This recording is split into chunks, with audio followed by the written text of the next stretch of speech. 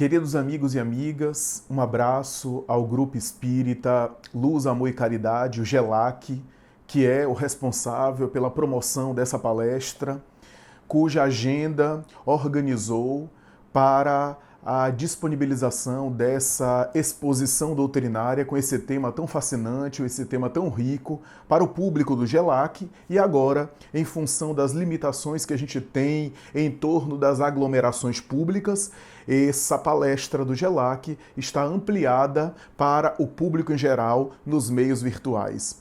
Portanto, é uma grata satisfação estar falando do Raciocínios Espíritas para o GELAC. Essa palestra está disponível tanto no canal do Raciocínios Espíritas como no canal do YouTube do GELAC. Portanto, é uma grata satisfação poder falar sob os auspícios e autorização do GELAC, abordando um tema tão fascinante, tão rico e que agora tem essa amplitude de não apenas para o público do GELAC, mas sobretudo para o público virtual e internacional das redes sociais, das redes da tecnologia digital, e eu fico muito feliz a esse respeito. O Espírito Joana de Ângeles, em uma bela mensagem, vai dizer que o sentimento de justiça é uma das primeiras manifestações da consciência quando o psiquismo humano começa a despertar para a razão. Na evolução antropológica e sociológica da criatura, quando o homem primitivo começa a ter as primeiras experiências racionais, começa a logicar, começa a utilizar a cerebração racional, começa a funcionar de uma maneira minimamente lógica, começa a produzir raciocínios matemáticos, lógicos, ainda que de maneira rudimentar e primitiva.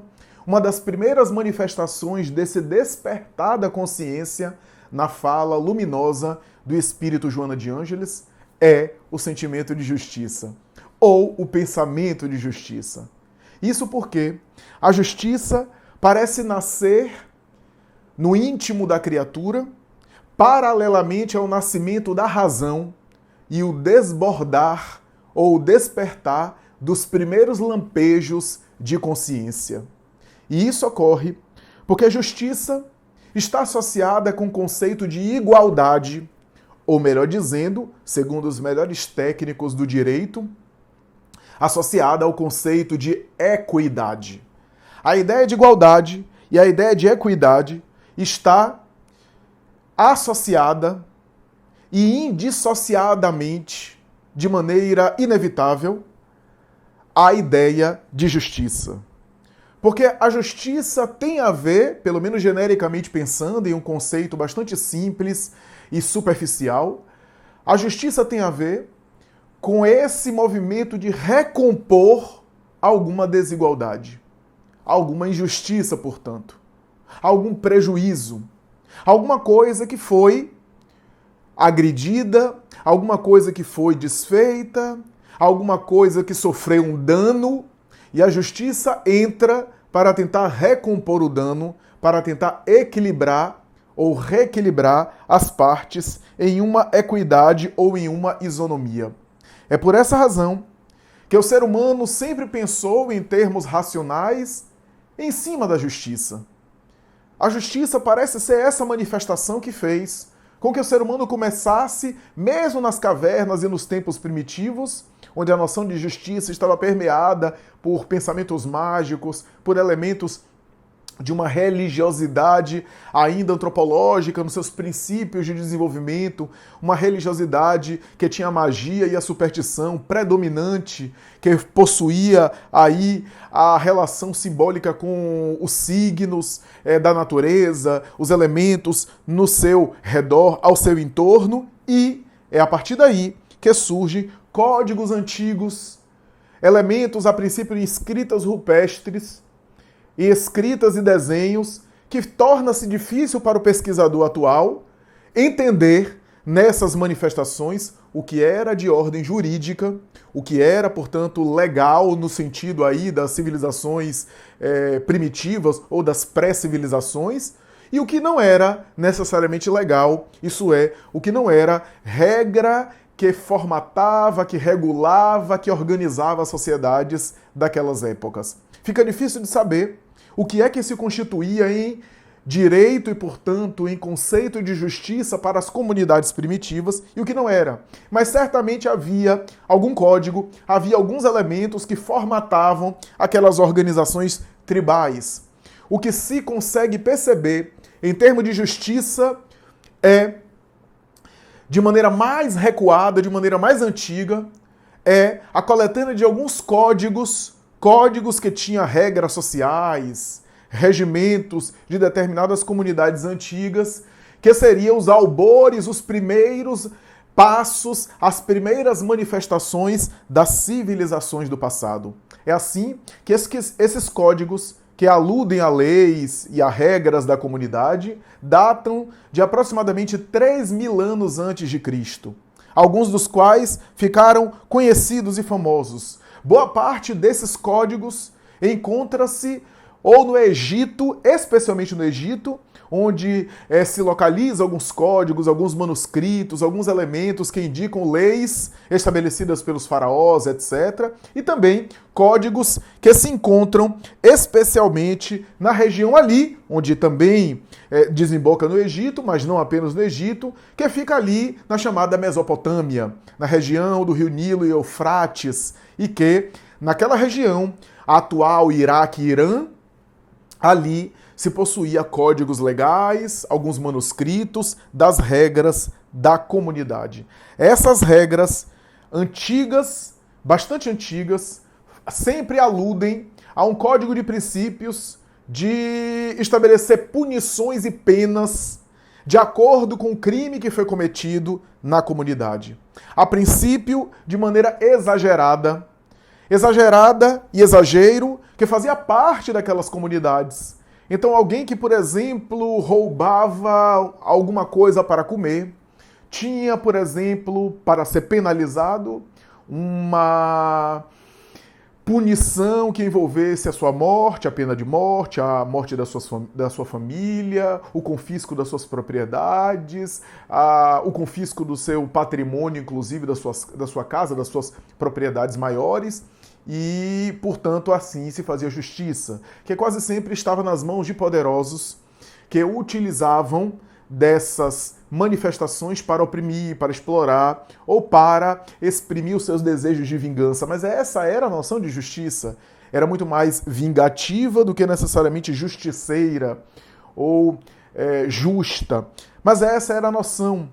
A verdade é que esses manuscritos se misturam já, mesmo nessas manifestações mais primitivas, já se misturam com códigos e com leis que adotam um princípio que, do ponto de vista da história, está presente mesmo nos códigos mais antigos, o princípio que ficou conhecido mais tarde como Lei de Talião. A ideia da Lei de Talião é que o indivíduo deveria ser penalizado proporcionalmente ao crime que houvera cometido. Então o indivíduo, assim, era penalizado, o que era melhor do que aqueles elementos de roubou uma coisa e ter tudo destruído, mas era um elemento mais proporcional, digamos assim, que ainda assim, nesses códigos antigos e nessas civilizações primitivas, havia essa noção do talião, esse princípio, esse conceito do talião, da pena ser mais proporcional, ser proporcional ao ato criminoso, à atitude criminosa. Essa ideia de proporcionalidade, portanto, está presente na origem, na gênese do conceito de justiça, mesmo desses povos antigos, do início da chamada civilização, conforme nós a concebemos, do início da era civilizatória, das primeiras civilizações na Mesopotâmia, existia essa ideia, essa compreensão de justiça, ainda que em alguns momentos aplicada nos países dessa maneira que eu citei, nesse exemplo que eu citei, de maneira exagerada, onde já não era justiça, mas era uma vingança exacerbada, mas era assim a mentalidade e o nível de consciência da época.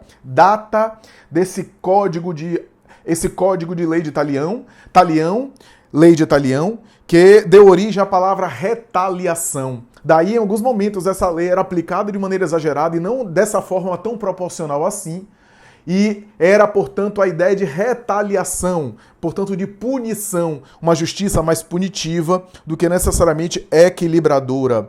com a descoberta da Pedra de Roseta. Os estudiosos contemporâneos, desde o século XIX mais atualmente, especialmente Jean-François Champollion, que é o pai da egiptologia, graças aos estudos que ele fez a esse respeito, ciência, egiptologia, para entender a cultura egípcia daquela época, das épocas recuadas.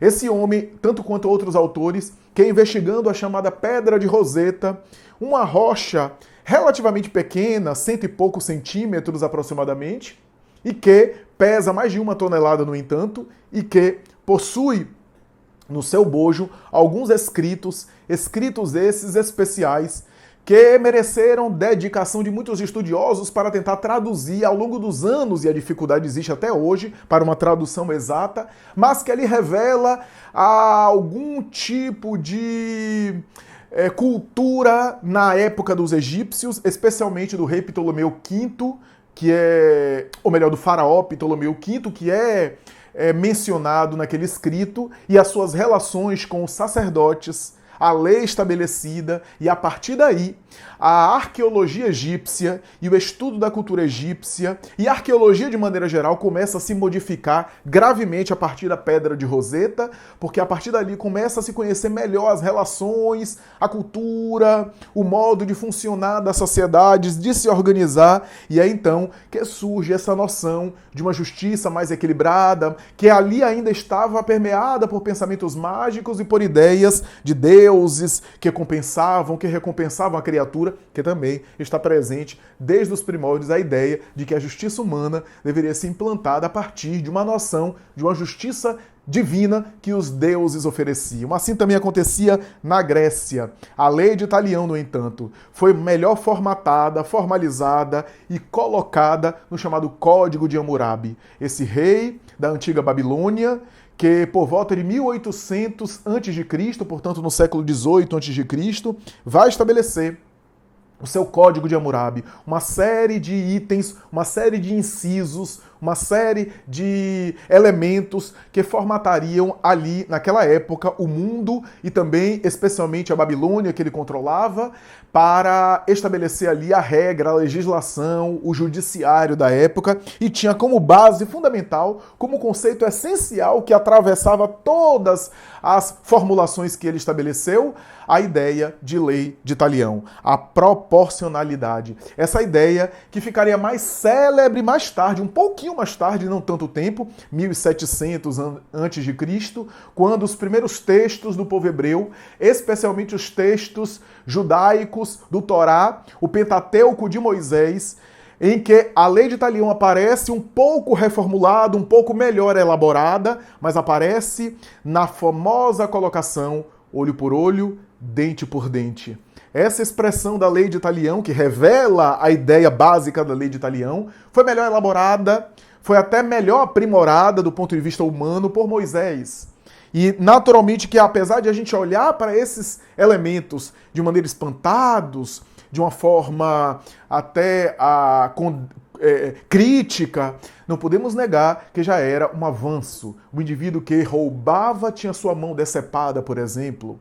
O indivíduo que matava era morto também. Já era algo que estava mais de acordo com a proporcionalidade da lei de Talião.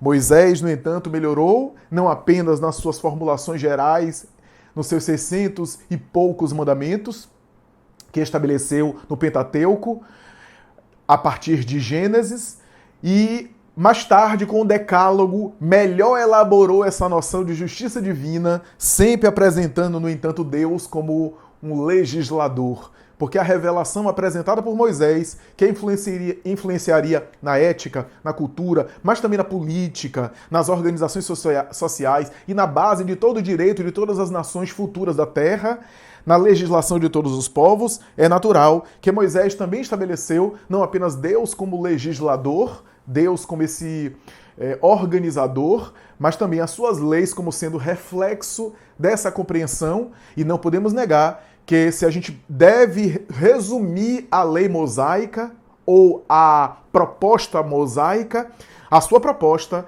é a proposta da justiça. É uma revelação espiritual e civil em torno da justiça.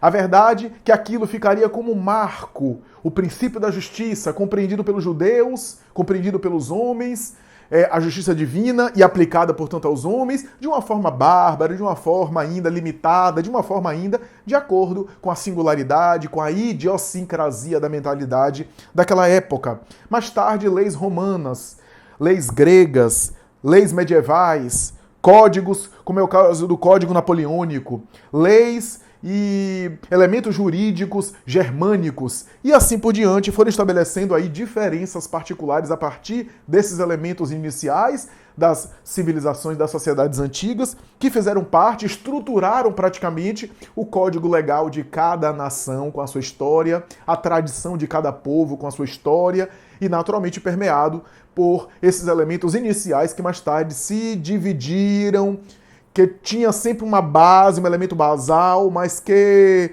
se modificaram em cada nação, assumiram características próprias, características singulares. A verdade é que as leis sempre foram sendo aprimoradas ao longo dos tempos. O homem que olha os códigos legais de hoje não pode negar que os elementos jurídicos de hoje são muito mais humanos e brandos, ainda que com todos os problemas, do que os códigos legais da Idade Média, por exemplo, com seu direito canônico, com a sua teologia, que incorporou boa parte do direito grego e romano e adaptou também com a influência do cristianismo organizado, estabelecendo o direito canônico, a sua teologia medieval e assim por diante. A verdade, como afirma Allan Kardec, o notável Allan Kardec, na obra espírita, na obra da codificação, é que o espírito humano evolui. E ao evoluir, essa é a chave, despercebida por muitos estudiosos e intelectuais, é que na base das sociedades e das épocas sempre há o sujeito evoluindo, o indivíduo evoluindo. E essa evolução nem sempre se manifesta em uma evolução histórica linear. Daí os pensadores olham para a história no sentido coletivo e se desanimam. Ficam pensando, será que realmente a história está evoluindo? Porque a gente melhora em alguns pontos e piora em outros. Mas é porque eles olham com um olhar material, limitado, superficial e não olham a profundidade da evolução. Eles olham apenas para os efeitos que é a sociedade. E às vezes o espírito evolui, mas isso não se manifesta necessariamente em uma evolução social e coletiva. Só aos poucos, com conquistas que vão sendo implementadas, que vão sendo internalizadas de uma maneira mais forte, é que passam a reverberar, que passam a se manifestar no mundo coletivo, no mundo social. A verdade é que o espírito, à medida que evolui, ele vai se tornando mais brando, mais sensível, vai aprimorando o seu senso ético e projeta, e derrama, e deságua na compreensão social e, portanto, na alteração e na implementação de leis mais justas, mais coerentes, mais humanas e, portanto, alterando também a sociedade e as instituições. A verdade é que essa evolução é lenta. Allan Kardec, no entanto, com a sua sabedoria vai dizer, e a chave aqui é a evolução espiritual. Evolução espiritual em termos individuais e não em termos coletivos. Essa evolução espiritual vai promover uma compreensão da justiça. Justiça essa que passa a ser melhor elaborada, mas que também tem como base uma compreensão melhor de uma justiça divina. Porque o direito, segundo alguns, especialmente o direito romano, por exemplo, e as primeiras formulações do direito romano em torno da herança, por exemplo, alguns estudiosos dizem que tudo aquilo surgiu, por exemplo, as leis em torno da herança, para evitar problemas com os mortos que deixavam seu patrimônio em função de comunicações espirituais antigas que eram estabelecidas. Olha só que coisa interessante. Então, a compreensão da justiça divina, diz Allan Kardec, também vai evoluindo. E ele afirma de uma maneira categórica, com aquela forma sábia e clara de escrever, que o homem, quanto mais material ele compreende a justiça divina. E quanto mais espiritualizado ele se torna, mais espiritualizado ele entende a noção de justiça divina e de vida espiritual. É por isso que quando a gente coloca o olhar, quando a gente debruça a nossa visão sobre a história e sobre o desenvolvimento do pensamento religioso, veremos uma sutil modificação e um melhoramento nas coisas, como tudo, porque o espírito evoluindo vai melhorando em tudo, em todos os aspectos e no seu entorno também, nas suas crenças também. Quando nós olhamos para os gregos antigos e a noção que eles faziam dos tormentos que eram infligidos pelos deuses à alma que passava pelo vale de Caronte, na barca de Caronte, pelo vale de Estige, à região da morte, ao mundo dos mortos, jogada para abismos profundos, onde ficaria ali, sofrendo torturas e sofrimentos infligidos pelos deuses. Também os gregos estabelecem, de uma forma que não consegue compreender direito, os eleitos, que ficariam confabulando com os deuses depois da vida material. Os egípcios, que tanto cultuavam os corpos e a morte também, que faziam técnicas de mumificação para a conservação dos corpos, em função da crença na reencarnação, na volta do próprio corpo, do próprio cadáver que o espírito deveria assumir, especialmente de pessoas famosas como os faraós. Os egípcios estabeleciam a ideia de que as criaturas vivenciariam uma morte, experimentariam uma espécie de sofrimento, voltaria à carne e daria continuidade à sua vida, experimentando as dores do seu passado, às vezes na metempsicose, como eles estabeleciam. Na China antiga, vamos encontrar a ideia de que o eleito, o bem-aventurado, teria a glória de reencontrar-se com seus antepassados, já que a cultura chinesa tem muita a tradição dos antepassados. E, ainda segundo a tradição chinesa, o indivíduo que se conduzisse mal poderia experimentar uma série de sofrimentos após a morte, uma série de torturas, uma série de situações as mais insuportáveis, até que, exausto, experimentaria uma espécie de segunda morte e depois uma desintegração.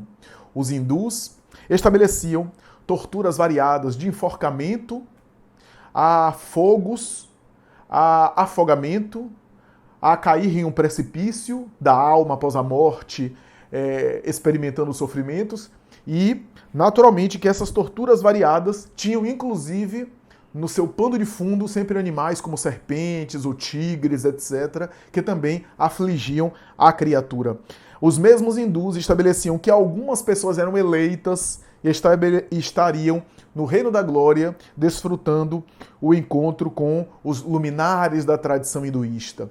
Os judeus estabeleciam os monturos, ou as geenas locais, onde as criaturas ficariam ali após a morte, em sofrimento, ou então estariam na glória diante do trono e sentando-se no trono, perto do trono, aliás, do lado do trono de Yahvé, de Jeová, o Senhor dos Exércitos, ao mesmo tempo em que esperaria o momento em que Deus estabelecesse o seu reinado sobre o povo escolhido e, naturalmente, o mundo de paz, o mundo de glória, Jerusalém libertada, tendo Israel no centro do mundo. Essa ideia, portanto, está na base do pensamento religioso, a ideia de que sempre há uma compensação, sempre há uma justiça divina, alguma coisa após a morte. Alguma coisa após a morte gera, portanto, compensações pelo bem que foi feito e compensações pelo mal que foi feito. Mas claro que cada tradição religiosa estabeleceu de uma forma material, de uma forma alterada, às vezes de maneira rudimentar, as suas crenças, as suas expressões, a sua forma de verbalizar, de exprimir a sua gramática religiosa, né? De exprimir o seu conjunto de crenças, o seu nível de consciência, de compreensão do sagrado, do transcendente, né? E assim por diante. A teologia, portanto, mais tarde da Idade Média, estabeleceu a famosa dicotomia do céu e do inferno e mais tarde purgatório, contra o qual Martinho Lutero se revoltou, porque ele não via a palavra purgatório ser mencionada por Jesus, pelo Novo Testamento, pela Igreja, etc., embora tenha uma certa coerência a ideia de purgatório, mas ele não encontrou, localizou ali, se revoltou, e era um dos motivos, inclusive, da Reforma Protestante. Mas a ideia do céu, do inferno, na teologia medieval, na teologia ao longo dos tempos, que tem influência do tártaro dos gregos, o local de sofrimento, de punição, onde os deuses ficavam inclusive rindo das almas em sofrimento, imagine só. E ao mesmo tempo o Campos Elíseos, o local onde os indivíduos confabulavam com os deuses e assim por diante. Essa influência que Allan Kardec percebeu, inclusive, influência essa que ele viu presente numa obra de Fénelon, que ele traduziu do francês para o alemão. Essa obra de Fénelon, que é de Telêmaco, e que fala dessa visão e dessa concepção espiritual a respeito da pós-morte dos gregos, que influenciaria a tradição romana também.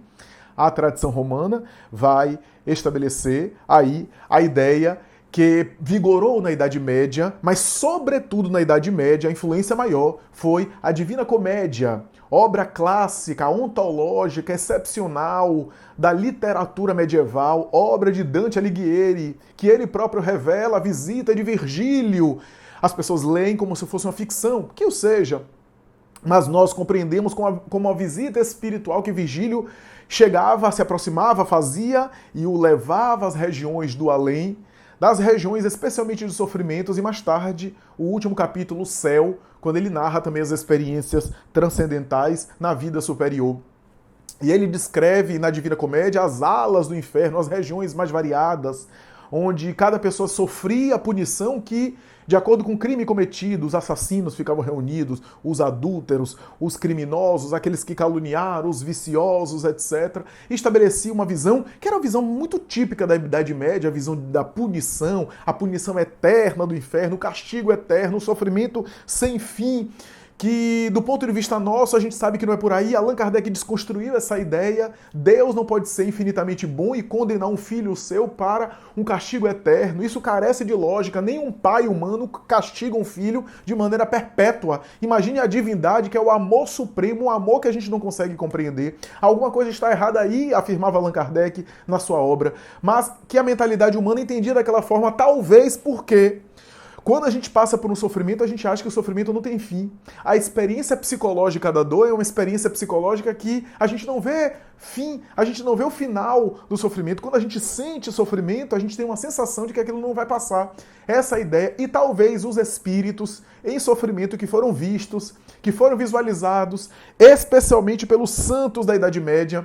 Inúmeros santos tiveram visões psíquicas e traduziram essas visões psíquicas da região de sofrimento que eles acessavam no inferno, que era a linguagem medieval. Lutero falou dos diabos ao seu redor, e especialmente Teresa de Ávila na Idade Média, que saía do corpo, que tinha visões psíquicas e dizia que era levada por Jesus aos infernos para que ela pudesse ver onde ela estaria mais tarde se não cumprisse bem a missão que o Senhor havia dado a ela. Essa era a linguagem, era a mentalidade da Idade Média, e naturalmente os espíritos que passavam por aqueles sofrimentos traduziam a esses santos, a esses médiuns, a esses paranormais, a sensação de que eles não tinham fim mais, a sensação de que aquele sofrimento não vai passar nunca.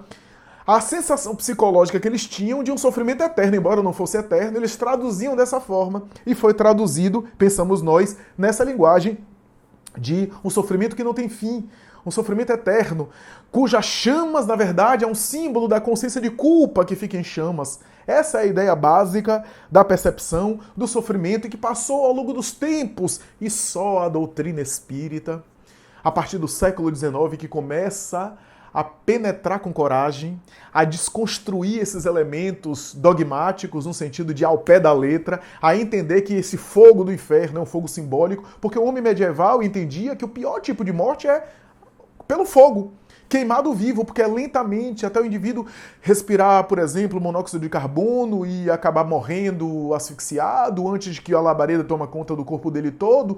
Essa ideia, portanto, é uma ideia que tanto serviu para a chamada purificação da intolerância religiosa, vide Inquisição, quando as criaturas eram purificadas pelo fogo, olha a ideia, como também a ideia do fogo eterno, do fogo do inferno, porque era o tipo de suplício considerado para o homem medieval o pior de todos. E ao mesmo tempo, a ideia do paraíso, a ideia do céu, a ideia das delícias espirituais sempre foram algo muito mais pálido. A ideia do inferno e do sofrimento sempre teve muito mais detalhes. Por quê? Porque o homem inferior ainda, espírito na Terra inferior ainda, tem mais referências, tanto mediúnicas como referências intuitivas e de consciência, com relação a regiões de sofrimento, a experiências de sofrimento, do que a experiências felizes. A ideia dos planos espirituais elevados, como ainda é muito distante para a maioria dos encarnados, então eles não têm referência para explicar em palavras. Então colocaram como um céu de pessoas ociosas, preguiçosas, que não fazem nada, que ficam ouvindo música ou confabulando com o anjo, num tédio, aliás, sem fim. Imagine o tédio de um céu dessa natureza, onde Deus está sentado no trono, com sua coroa, porque para o homem da Idade Média, a referência maior era um rei. O rei era o que de melhor tinha, e os reis não trabalhavam, o escravo que trabalhava. Então, Deus deveria ser um rei. Essa era a ideia que vigorava e que ficou assim presente ao longo da história, ao longo da tradição, ao longo da cultura. Essa ideia, portanto, foi desconstruída pelo Espiritismo, dizendo que em todas essas tradições sempre tem um fundo de verdade. Mas esse fundo de verdade não foi muito bem compreendido. Esse fundo de verdade está no aspecto essencial, simbólico do espírito e não na letra, porque a letra mata, mas o espírito vivifica. E o Espiritismo, através de Allan Kardec, vem explicar que há uma justiça divina, sim, mas essa justiça divina é também misericórdia. Ou podemos dizer que a misericórdia faz parte da justiça divina. Ou podemos dizer que a justiça divina não existe sem misericórdia divina, porque, do contrário, não seria justiça divina. Ou a misericórdia é um dos aspectos da justiça divina. Quando a gente é justo, a gente tem que ser misericordioso. E quando a gente é misericordioso, a gente tem que ser justo. Do contrário, não temos nem misericórdia, nem justiça. O Espiritismo explica isso de maneira filosófica. Vem dizer, a princípio, que a morte não muda ninguém. A morte é apenas uma mudança de estado. Sem mudar a pessoa. Muda o estado em que a pessoa está, estado de vibração, vibração mais densa na carne, vibração mais sutil fora da carne. Mas o ser desperta como ele é. Chico Xavier dizia, é uma mudança de morada sem mudar a pessoa. Muda a casa, mas não muda a pessoa. Essa é a ideia da morte. E, através do próprio relato do mundo espiritual, Allan Kardec vai receber a ideia, a informação, de que os espíritos se encontram como eram, com aquilo que cultivaram.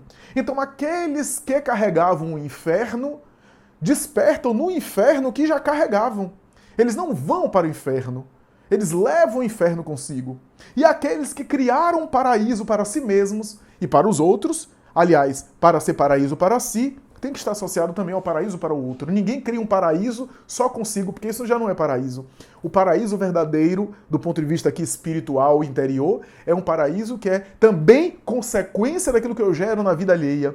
É claro que o indivíduo desperta de uma maneira feliz, num estado bem-aventurado, e é essa a ideia básica que a doutrina espírita vem trazer, que a morte não muda ninguém, que cada um desperta como é, e, portanto, o céu e o inferno são construções interiores que cada um vai desenvolver, que vai construir, e os espíritos, então, estabelecem para Allan Kardec a ideia da lei de causa e efeito. Lei de causa e efeito que não é muito bem compreendida. Alguns entendem a lei de causa e efeito como uma espécie de punição, mas não é. A lei de causa e efeito age tanto no aspecto positivo como no aspecto negativo. Se eu faço muito bem, a lei de causa e efeito gera efeitos positivos pelas causas positivas que eu gerei. A lei de causa e efeito é um pouco que acontece, um pouco que ocorre, é bem semelhante àquilo que a gente tem no mundo oriental na ideia do karma e do dharma. Ou, se quisermos, na ideia da lei do karma, na palavra karma original. A palavra karma original, em sânscrito,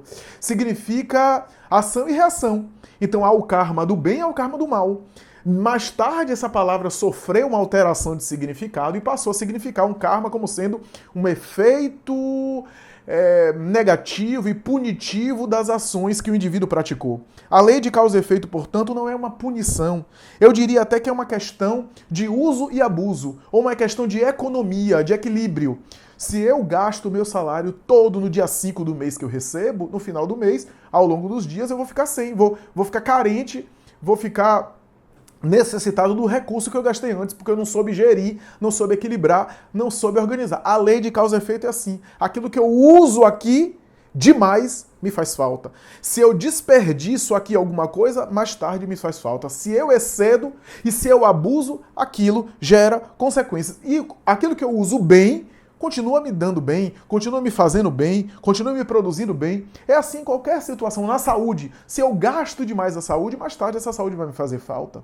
Se eu prejudico a minha saúde mental, se eu prejudico minhas relações com os outros, aquilo gera uma consequência. É uma questão de plantar, de plantio. Tudo que eu planto, dá. E de acordo com aquilo que eu planto, vai dar. Às vezes não de maneira imediata, porque tem coisas, como diz Emmanuel, tem plantas que você planta agora e dá. Mas tem semente que você planta agora e demora muitos anos, ou muitos meses, aliás, para dar. Então, cada plantio tem aí uma característica, mas vai gerar sempre a colheita de acordo com aquilo que a gente plantou. Em todas as situações, é isso que o Espiritismo vem explicar. Antipatia e simpatia. O indivíduo que vive sendo antipático, ele vai plantando antipatia. Plantando antipatia, ele vai sendo mal educado com um, vai destratando o outro, vai sendo arrogante com o outro, não sabe lidar com as pessoas, quer impor o seu ponto de vista sempre. Isso vai gerando aquilo que Emmanuel chama de uma atmosfera psíquica. A gente forma uma atmosfera psíquica. De tal forma uma atmosfera psíquica que depois as pessoas estão com a gente e se sentem mal com a gente. As pessoas estão ao nosso lado e se sentem mal. A gente não precisa falar nada, nem incomoda. E nossa, que pessoa antipática. Porque a gente irradia, porque aquilo foi plantado ao longo dos tempos. Ao mesmo tempo, a gente tem as pessoas que geram simpatia no outro. Geram simpatia de tal forma que cria essa atmosfera e alguém chega e diz: nossa, fulano, a pessoa não faz nada, não fez nada, não emprestou dinheiro, nada, mas só a presença de fulano. Nossa, quando eu chego perto de fulano, eu me sinto tão bem, eu gosto tanto dele, é tão agradável, e ele não fez nada demais. A irradiação que a gente tem é também plantio. É aquilo que a gente vai semeando ao longo dos anos e também ao longo das encarnações. Divaldo Franco contou certa vez que conheceu uma senhora, uma jovem, na verdade, era senhorita, que era muito bonita, fisicamente muito bonita. E ela dizia: Divaldo, mas eu não consigo ter sucesso na minha vida amorosa. Eu faço de tudo e as pessoas passam por mim, se aproximam até e depois recuam. Depois me rejeitam, e eu vivo essa experiência. E o próprio Divaldo ficou um pouco surpreso com aquela situação, porque havia notado, os colegas de trabalho também falavam, e ela não conseguia ser feliz realmente na vida afetiva, na vida amorosa. E nesse dia, diz Divaldo, ele escreveu uma mensagem que é famosa hoje, chamada Karma de Solidão, está na obra Viver e Amar, e após psicografar essa mensagem, ele entendeu aquela situação que estava descrita por Joana de Ângeles. Aquela senhora, diz ainda Joana de Ângeles, teria sido alguém muito antipático no passado. Alguém que abusou da beleza, abusou do poder, que explorou, que utilizou pessoas como objetos, inclusive de prazer, e volta com essa atmosfera a ponto de ter dificuldade, não é que seja impossível, mas que tenha dificuldade, inclusive, de realizar, e em alguns momentos até um impedimento maior de se realizar, de se manifestar e de se satisfazer, se encontrar numa vida amorosa, numa vida a dois, numa vida conjugal. A lei de causa e efeito é isso. A lei de causa e efeito tem a ver com aquilo que eu produzo e que eu gero. O Livro dos Espíritos aborda essa questão como obra fundamental, que é comemorada inclusive nesse mês de abril, obra fundamental da doutrina espírita, que explica a razão de ser de todas as coisas, que nos ilumina com as grandes questões da filosofia, da cultura, com as grandes questões do espírito humano. O Espiritismo, a partir do Livro dos Espíritos, inaugura um bloco monolítico que cresce e que se estrutura em bases filosóficas sólidas, em observação científica de acordo com a linguagem científica, com todo o método da ciência, embora não seja uma ciência oficial, nem uma ciência acadêmica de laboratório, mas tem um método de reprodução científica, mas sobretudo nas suas consequências morais, nas suas consequências éticas, nas suas consequências religiosas, que são as consequências e os elementos mais importantes da doutrina, sem nenhum demérito para os outros, porque torna o homem melhor, porque modifica a vida do homem, porque transforma o seu estilo de vida para melhor, porque torna o homem mais feliz em relação às coisas. E é essa doutrina maravilhosa que na última parte do seu Livro dos Espíritos, que é composto por 4 partes, a última parte, Allan Kardec vai abordar a questão das esperanças e consolações. E nesse capítulo, ele vai abordar as grandes questões teológicas, céu, inferno, purgatório, felicidade na terra e infelicidade na terra, felicidade após a morte e infelicidade após a morte, para mais tarde, a partir dessa obra, ou melhor, dessa parte, de O Livro dos Espíritos, a partir dela, ele querer desenvolver todos esses assuntos explicados pelos Espíritos na obra O Céu e o Inferno, a Justiça Divina segundo o Espiritismo, em que ele divide em duas partes. A primeira parte é uma parte teórica, onde ele fala sobre as grandes teorias, essa revisão de literatura, essa teoria do céu e do inferno, essa teoria da justiça divina, para falar da evolução, inclusive do conceito de justiça divina, e a segunda parte, que é o relato do mundo espiritual, quando ele consegue ali mais uma vez confirmar que a doutrina espírita não é fruto de uma teoria que foi elaborada de maneira racional, de maneira coerente, mas não é só isso. Não é uma teoria coerente, racional, super lógica, que foi elaborada, no entanto, a partir de uma hipótese, a partir de uma dedução de um homem, mas é fruto e é consequência do próprio relato dos espíritos que dizem como estão, como é o mundo espiritual, como é a vida no além-túmulo. E a partir da segunda parte, Allan Kardec dá o microfone para os espíritos falarem e divide esses relatos em capítulos. Espíritos que se suicidaram aqui na Terra e voltam para dizer como estão. Espíritos que foram criminosos de crimes hediondos, como estão. Espíritos que foram materialistas. Pessoas que foram medianas, que foram cumpridores do dever social, mas não eram também pessoas santas, como é que estão? Pessoas que passaram por grandes expiações na Terra, como é que estavam no mundo espiritual, depois das suas expiações, cada uma das expiações com as suas características. Pessoas que eram devotadas ao bem, que eram dedicadas ao bem, quais eram as suas características. E Allan Kardec, a partir desse depoimento, é que ele coloca, é que ele compartilha o elemento, o capítulo que ele escreve, que ele estrutura, que eu considero o ponto alto da obra O Céu e o Inferno. O momento mais importante da obra do Céu e o Inferno, que é chamado Código Penal da Vida Futura. No Código Penal da Vida Futura, Allan Kardec entra num assunto espinhoso, que é colocar os elementos que compõem a vida espiritual, porque quando a gente começa a estruturar como é a vida futura em elementos, em textos fechados, a gente sempre corre o risco de pecar. A gente sempre corre o risco de cometer alguma imprecisão. Porque a vida do homem é uma vida muito infinita, muito vasta, muito variada, cada sujeito é um. E é isso que aconteceu na Idade Média, e esse é o erro da teologia medieval, estabelecer um céu e um inferno para todo mundo. Tanto sofrimento para todo mundo, como é que todo mundo merece aquele tipo de sofrimento? Como o céu. Como é que todo mundo merece o mesmo céu? Como é que todo mundo merece o mesmo inferno? Não é justo isso. Dois lugares estanques, estáticos, rígidos, presos para criaturas tão diferentes, para pessoas tão diversas. Como é possível? Então imagine alguém que cometeu uma série de crimes, uma série de erros, no final da vida, ele se modifica, começa a fazer o bem, mas não tem tempo de... Ele vai para onde? Para o inferno, porque ele praticou o erro a vida inteira, ou para o céu, já que ele modificou de vida, mas não teve tempo porque morreu antes? Ou então alguém que pratica muito bem a vida inteira, e de repente, em um momento da vida, comete um erro, comete um crime. E aí, vai para o céu ou para o inferno? E a criança que nasce e logo depois morre, não tem tempo de fazer nem o bem nem o mal. Allan Kardec discute essas questões, dizendo como é injusto estabelecer dois lugares apenas. E por isso, quando ele escreve o Código Penal da Vida Futura, ele entra num terreno muito espinhoso. Bastante espinhoso, porque ali corre-se o risco de ele estabelecer afirmações taxativas, categóricas, dogmáticas e imprecisas, limitadas, que não contemplam, que não abrangem, que não abraçam todas as criaturas. Mas ele consegue esse feito, consegue estabelecer um código penal, que é o código penalógico de direito internacional mais notável da humanidade.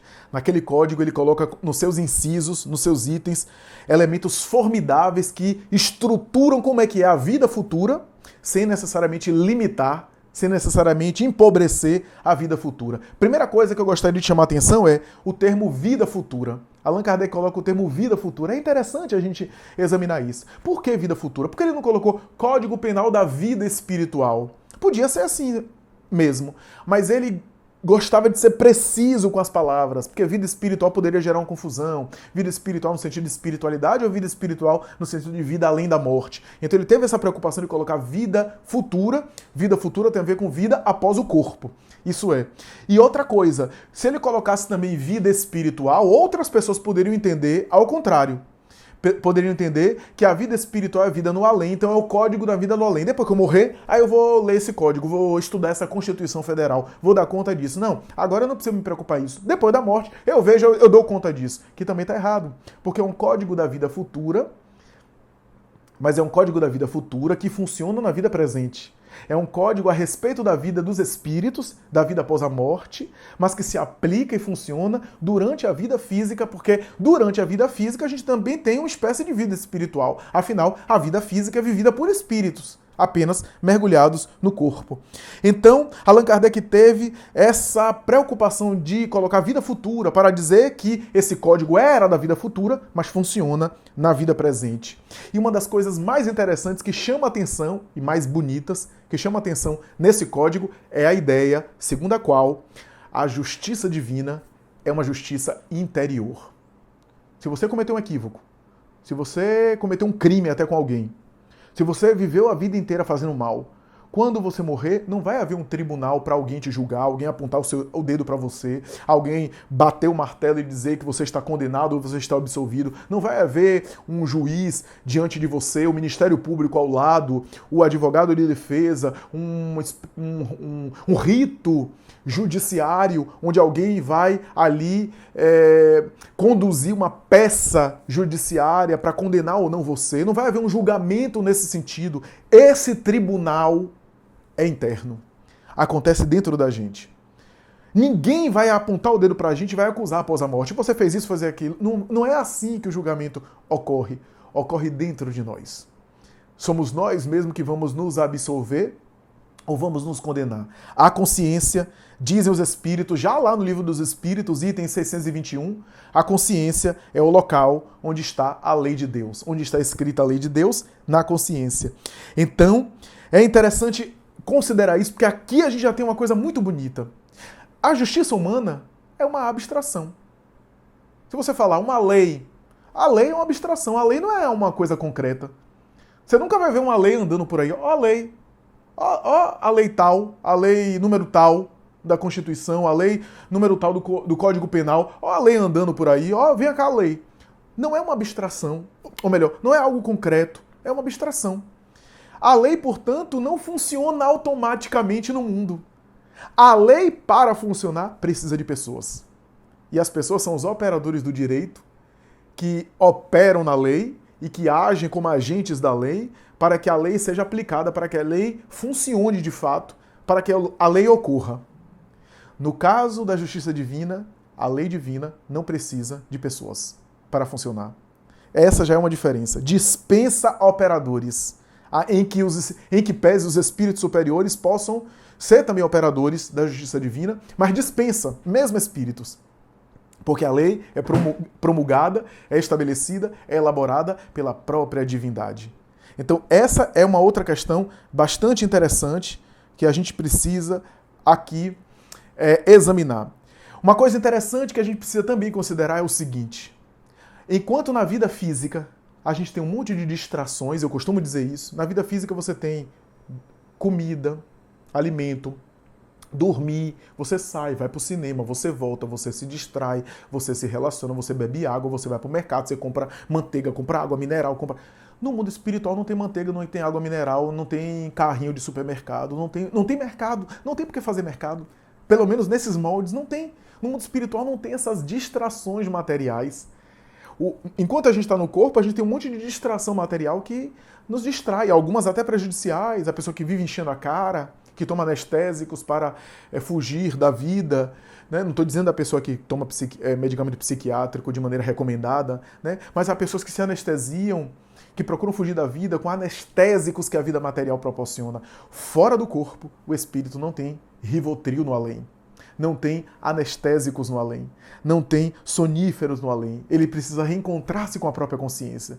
Ele precisa se desnudar. Não há fuga. Não, e ele vai precisar viver com ele mesmo. Se você vive a vida no mundo fugindo de você mesmo, alguma coisa está errada. É necessário parar para avaliar. Porque no mundo espiritual não vai dar para fugir de si.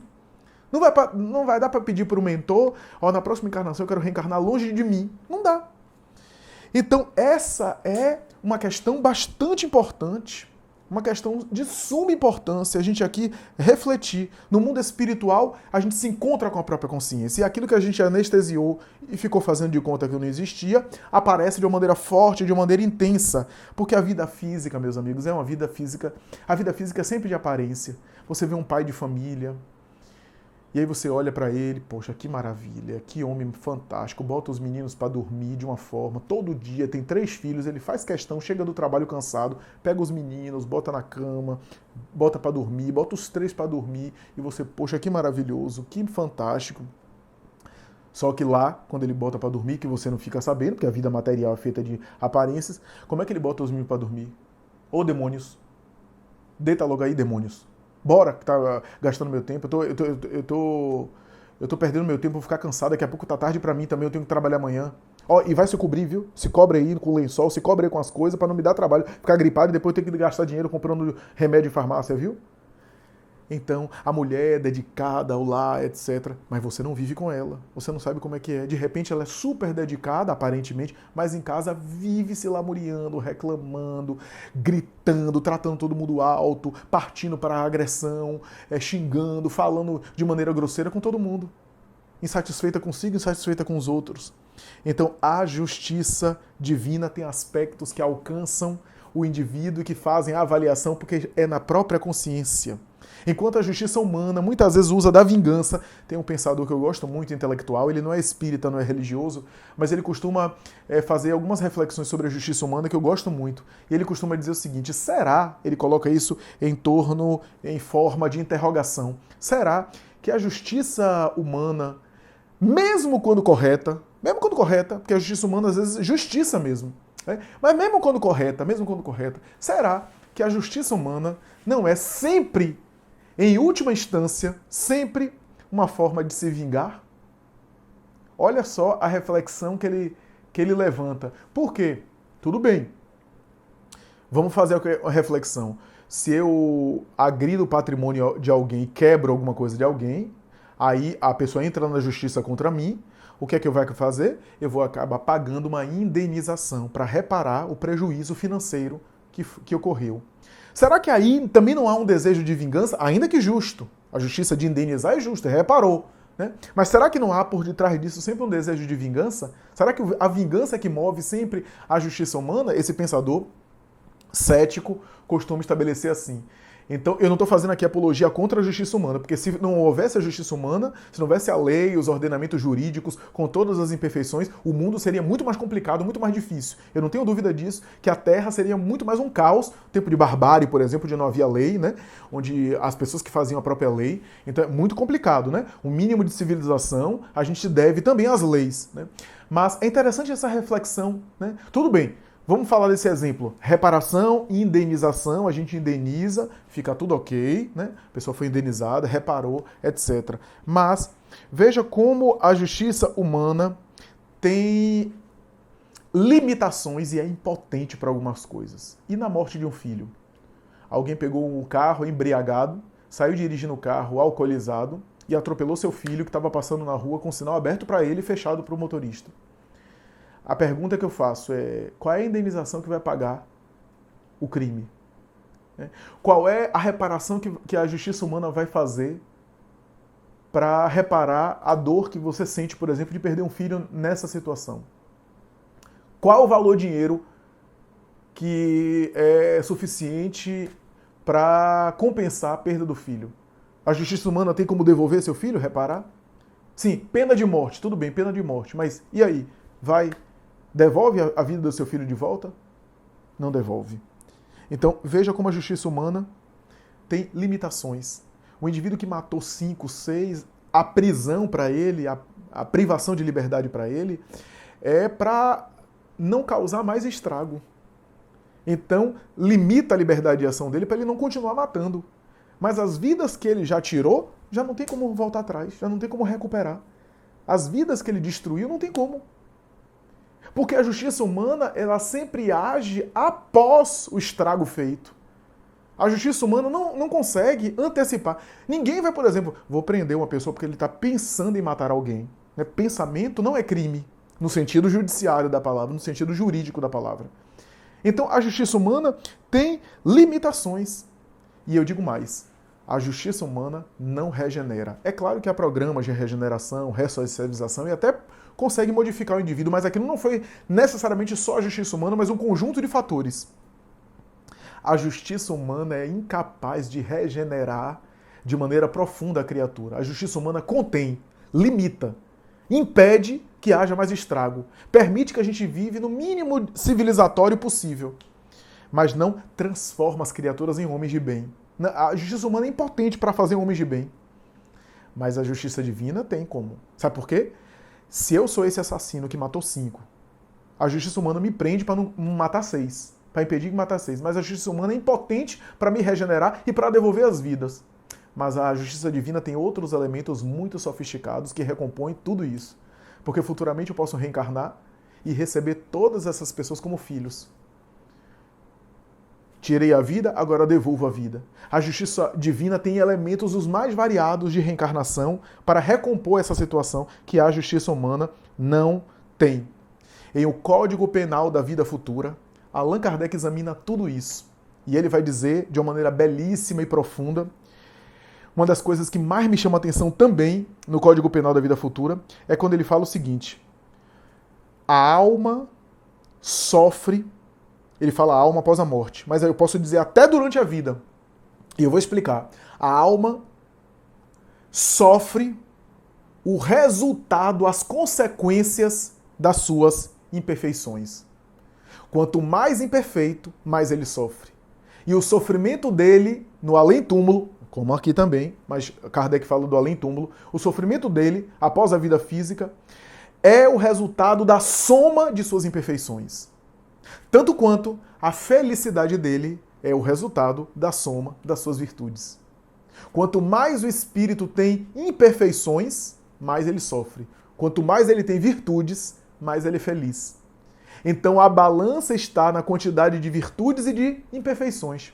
À medida que ele evolui, ele tem mais virtudes e menos imperfeições e ele vai ficando mais feliz. Mas como ainda tem imperfeições, ele não é plenamente feliz. Olha a lógica de aço, a clareza cristalina de Allan Kardec em abordar essas questões. Imperfeição está ligada ao sofrimento e virtude está ligada à felicidade. Felicidade tem a ver com virtude e sofrimento tem a ver com imperfeição. E Allan Kardec vai examinar em cada inciso, eu recomendo depois de ler, cada inciso ele vai estabelecer ali o desdobramento desse conceito inicial.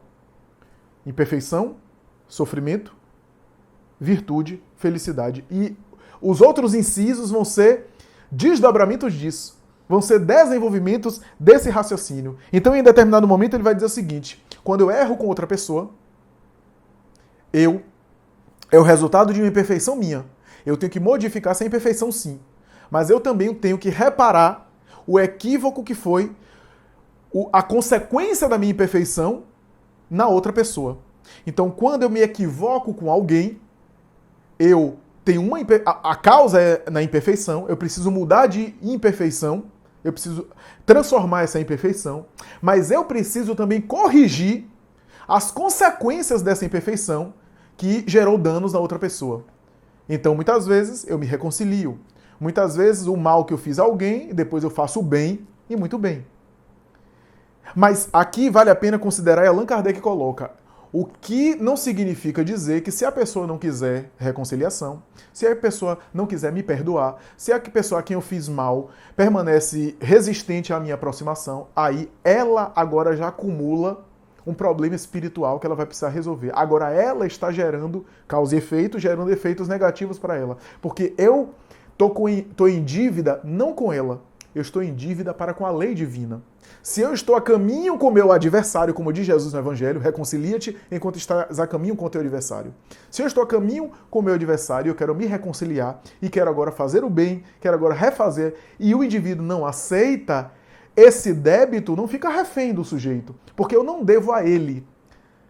Ideal se ele permitisse que eu resgatasse com ele, mas se ele não permite que eu resgate com ele, eu não devo a ele, eu devo à lei.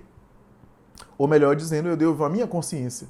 Eu recomponho isso e recupero a minha dignidade perdida fazendo bem a outras pessoas. Então, se eu mato alguém e salvo a vida de outras pessoas, eu recupero o meu débito. essa é a ideia. Ideia maravilhosa porque dá um senso de responsabilidade em nossas mãos. Nem culpa, nem negligência. Responsabilidade a respeito das nossas opções morais, das nossas escolhas morais em relação à nossa trajetória, à nossa vida. E é interessante que Allan Kardec vai dizer o seguinte: em determinadas situações, em determinados casos, o resgate é só consigo. Porque há situações que geraram prejuízo só para si. Nesse caso, o resgate da dívida ou do débito é fazer aquilo que não se fez antes. Então, se eu fui, por exemplo, uma pessoa excessiva, uma pessoa que vítima dos excessos, por exemplo, excesso de tudo, farra, excessos, comida, bebida, a reparação do erro, o resgate do débito é agora ser moderado. Ao me moderar, eu me recupero espiritualmente e reparo, portanto, os erros cometidos. Em outro momento famoso do Código Penal da Vida Futura, Allan Kardec vai escrever que há 3 elementos pelos quais o espírito passa no processo de depuração, de aperfeiçoamento. Quando ele comete um erro, ele primeiro arrependimento. Ele passa pelo arrependimento. Arrependimento aqui não é remorso, não é uma fixação tóxica e patológica da culpa, mas é o arrependimento, é se dar conta. E esse arrependimento gera certo mal-estar.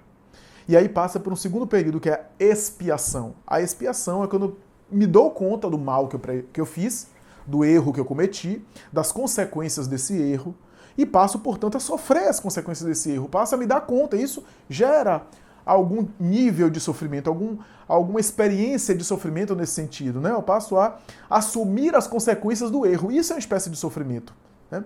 Depois do arrependimento é o primeiro. Há uma diferença entre arrependimento e remorso, tá? O remorso é aquela atitude em que eu vivo me culpando, me maltratando e daqui a pouco eu estou fazendo de novo. Até porque uma culpa patológica é uma punição que psicologicamente eu tento me depurar, me flagelando para depois repetir. Isso era muito comum na Idade Média, né? E eu me sinto já purificado daquele erro e continuo fazendo. Não, não é isso, né? E por isso a gente vê o marido alcoólatra que bate na esposa, depois se pune, pede perdão e volta a bater e volta a violentar a companheira. Então, não é nesse sentido a fixação remorso, é arrependimento. Arrependimento é quando a pessoa realmente se dá conta, né? A pessoa se toca do equívoco e se compromete a dizer: não vou mais errar nisso. Me comprometo a não mais errar, né? Me dou uma outra chance para não me errar. A expiação, que é as consequências, às vezes gera consequências do equívoco, então eu sofro com isso. Mas, diz Allan Kardec, não basta arrepender-se e não basta expiar, que é o segundo item. É necessário reparar o mal que fez, o terceiro item, né? Quando o indivíduo, então, reconcilia-se com o outro, quando o indivíduo faz o bem, ou quando ele muda de vida e torna-se um indivíduo do bem, ele recupera o seu patrimônio moral, ele reergue, ele reconstrói a sua vida espiritual. Isso tanto na Terra quanto no mundo espiritual. Daí, a gente pode examinar qualquer caso, qualquer problemática, qualquer realidade espiritual a partir desses pontos. O Código Penal da Vida Futura é maravilhoso porque se aplica em todos os casos. Então, por exemplo, o suicida. Quantas vezes na obra mediúnica a gente vê um suicida que comete suicídio e depois de cometer o suicídio, depois de sofrer as consequências, né, se dá conta no mundo espiritual, se arrepende do suicídio, a princípio com consciência de culpa, percebe o tempo perdido, a falência que é o suicídio, em 1 minuto ele causa uma tragédia, por exemplo, que 5 minutos depois ele já está vivendo aquela tragédia,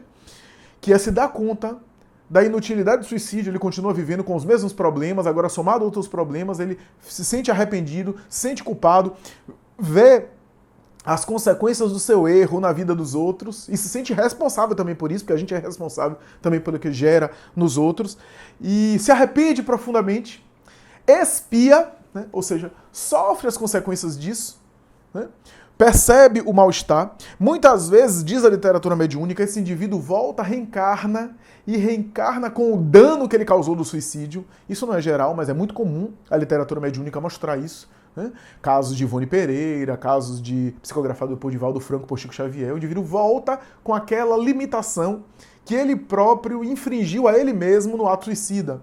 Dá um tiro na cabeça e volta com problemas cerebrais, dá um tiro no coração, volta com um problema respiratório problemas cardiológicos congênitos, cardiopatas, ou então toma veneno, volta com problema respiratório, problemas gástricos, e assim por diante. Cada caso é um caso, joga-se de um local a outro, volta paralítico, tetraplégico, hidrocéfalo, e assim por diante. Cada caso é um caso, eu estou dizendo genericamente, é isso que a literatura mediúnica aponta, ou seja, eu destruo não a área física apenas, com o ato físico, por causa do complexo de culpa, eu também danifico a sede perispiritual, a sede do corpo espiritual. E aí eu volto com aquela região lesada que vai somatizar, vai imprimir um corpo novo com aquela deficiência que eu gerei a mim mesmo. Não por causa do corpo destruído, mas por causa da atitude moral e do complexo de culpa. Né? Porque se eu dou um tiro na minha cabeça, eu posso ter essas consequências. Mas se alguém dá um tiro em minha cabeça e eu sou vítima, eu não fico assim. Né? Tanto é que as vítimas, os mártires, os heróis ficam bem. E o espírito, então, portanto, passa às vezes por uma expiação do suicídio, para regularizar o débito do suicídio, e depois, olha só que coisa, depois dessa reencarnação, o espírito volta mais uma vez naquele ponto e naquele problema, naquela situação que fez ele se suicidar. Então veja que coisa interessante. O indivíduo está com um problema, sei lá, problema amoroso, um casamento difícil, aí opta por um suicídio. Ele sofre no além, volta à carne, expia o suicídio, arrependimento, expiação do suicídio, e depois ele tem que voltar a reencarnar naquele mesmo contexto de um casamento difícil que gerou nele o suicídio para saber se ele passa de novo no teste. Se ele agora, aliás, passa no teste, passa na avaliação, passa naquela prova de um casamento difícil e não se suicida. Então, a gente pode aplicar isso a tudo: arrependimento, expiação, reparação. A gente pode aplicar isso em tudo. Então, todas as pessoas que fracassaram em alguma tarefa vão ter que voltar para refazer a tarefa. Não é punição divina, é amor divino, que permite aos seus filhos recuperar a autoestima e a dignidade perdida, refazendo aquilo que não fizeram. Então, mesmo político corrupto, olhe, não deseje mal para o político corrupto, para o político mau, para o político que explorou o público, porque em algum momento ele vai ter que voltar, reencarnar, e vai ter que novamente passar pela experiência do poder para agora passar no teste. Arrependimento, expiação, reparação. É só assim que os espíritos aprendem e crescem com a experiência. Meus amigos, já caminhando para a conclusão, gostaria de citar apenas 2 casos que fazem parte da literatura mediúnica e ilustram bem, a literatura espírita inclusive, e ilustram bem o que nós estamos querendo dizer aqui sobre o Código Penal da Vida Futura. O primeiro deles é sobre o Padre Germano. Há um caso belíssimo na obra Memórias do Padre Germano que conta um crime que ocorreu na cidade. Padre Germano foi notificado desse crime, ficou sabendo, né? E o culpado foi achado e foi preso. E na época era legislação, sentença de morte, enforcamento. E, no entanto, ele recebeu no confessionário um indivíduo que disse: padre, deixa eu te comentar uma coisa. Sabe aquele crime na cidade? Sei, meu filho. O culpado até já foi achado, o responsável. Não, aquele homicídio daquele senhor, né? Foi um senhor que foi assassinado, eu acho. Não me lembro agora precisamente, mas é mais ou menos essa história. A essência é essa. E o sujeito disse: não foi aquele sujeito que matou. Ele disse: mas como é que você sabe, meu filho? Ele admitiu a culpa. Eu sei que ele admitiu, mas não foi ele.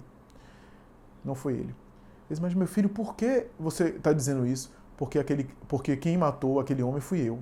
Fui eu que cometi um crime, fugi, me escondi, estou passando pela cidade, fiquei sabendo da informação. E aí o Padre Germano diz: meu filho, o que é que eu posso dizer? Se o próprio sujeito está assumindo uma culpa, é porque alguma culpa ele tem, se não nesse crime, outro crime. Intuição do Padre Germano. O seu fiel que estava se confessando foi embora e o Padre Germano resolveu visitar a prisão do sujeito. Chegou lá, normalmente o sacerdote era chamado da cidade, ele era o sacerdote da cidade, foi lá, visitou o sujeito, ofereceu a confissão, né, para o indivíduo falar, e em determinado momento da conversa, o padre disse: meu filho, eu sei que não foi você que cometeu esse crime. O sujeito se espantou, disse: como, padre? Como é que você sabe? Porque eu conheci alguém que confessou para mim que praticou esse crime. Não foi você. E ele ficou espantado e começaram a conversar, e o sujeito disse: padre, eu vou lhe confessar uma coisa. Eu realmente não cometi esse crime. Não fui eu que cometi esse crime. mas eu fui casado com uma mulher e eu acabei assassinando ela por ciúmes, ela acabou me traindo, eu fui tomado de um desespero e acabei assassinando ela. E ao longo dos anos eu me casei com outra pessoa, fui feliz no casamento, etc. Mas, feliz aspas, a pessoa é ótima para mim, eu fiz família, mas nunca mais fui feliz. A lembrança do crime ficou na minha cabeça. Muitas vezes eu estava com a minha mulher acariciando ela e quando eu olhava para ela, em vez de vê-la, via a outra que eu havia assassinado. Sonhava com ela, tinha pesadelos. Muitas vezes estava sozinho em casa e sentia a presença dela perto de mim, me espiando, me observando. Eu já não aguento mais. Eu já não aguento mais guardar esse segredo. Já não aguento mais ter isso na minha cabeça. Não aguento mais passar por isso. E por isso que quando houve um crime na cidade, que eu fiquei sabendo, eu imediatamente assumi a culpa, porque quero me livrar desse sofrimento. E eu tenho uma sensação que ela está aqui do meu lado, olhando para mim, sorrindo, e de alguma forma eu tenho a sensação que eu vou me libertar depois de pagar com a minha vida aquilo que eu fiz outra pessoa passar, com a sua vida, assumindo o crime que eu não cometi, inocente, para poder, de alguma forma, expiar. Olha só como a nossa consciência é interessante.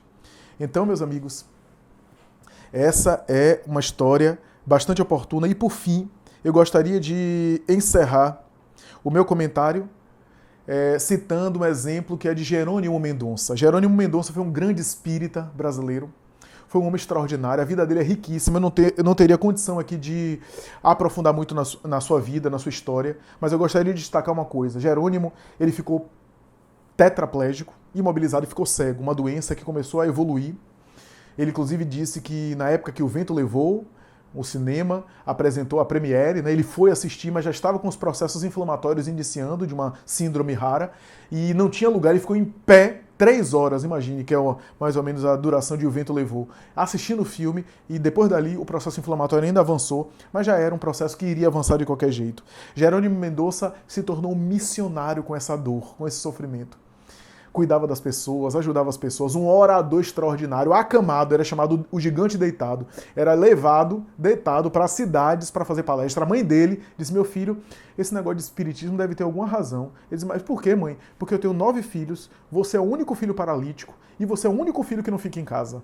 Era chamado o gigante deitado. Ele costumava dizer o seguinte, ele era solteiro, né, não se casou, ele dizia, casei-me com o espiritismo no civil e com a dor no religioso. Ele dizia isso de maneira bem animada, mas muito animada.